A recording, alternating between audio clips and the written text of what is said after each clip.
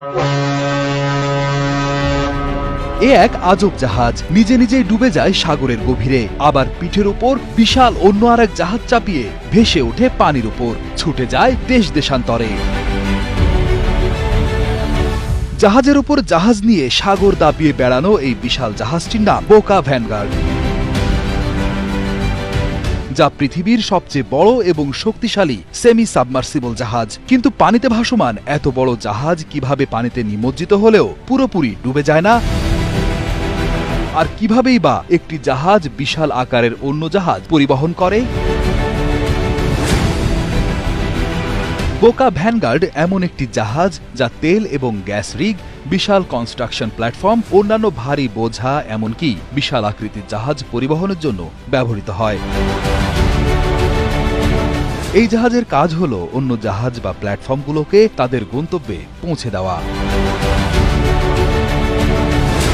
বোকা ভ্যানগার্ড জাহাজের সবচেয়ে চমকপ্রদ বৈশিষ্ট্য হল এটি একটি পানিতে ভাসমান জাহাজ হয়েও জাহাজ বা বিশাল কনস্ট্রাকশন প্ল্যাটফর্ম পরিবহনের জন্য আপনা আপনি পানির নিচে প্রায় ১৬ মিটার বা ৫২ ফুট পর্যন্ত ডুবে যেতে পারে।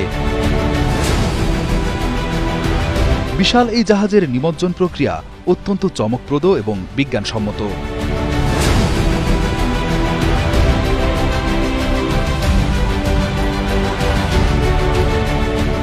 জাহাজটি নিমজ্জিত করতে হলে এর বিশেষভাবে ডিজাইন করা ব্যালাস্ট ট্যাঙ্কগুলো পানি দিয়ে পূর্ণ করা হয়। এতে জাহাজের ওজন বেড়ে যায় এবং এটি ধীরে ধীরে পানির নিচে ডুবে যায়।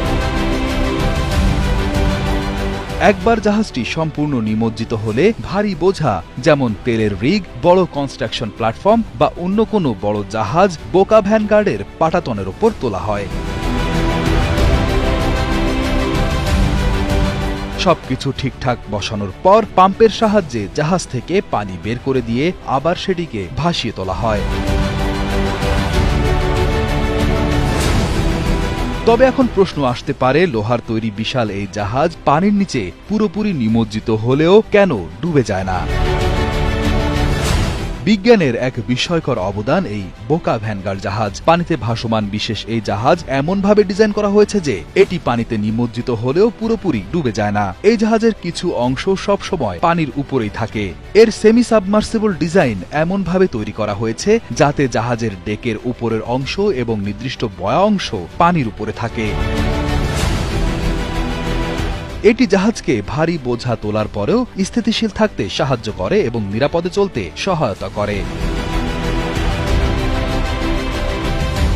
জাহাজটির ডেকের ওপর পিলারের মতো ৪টি কাঠামো রয়েছে, যা জাহাজটির ভারসাম্য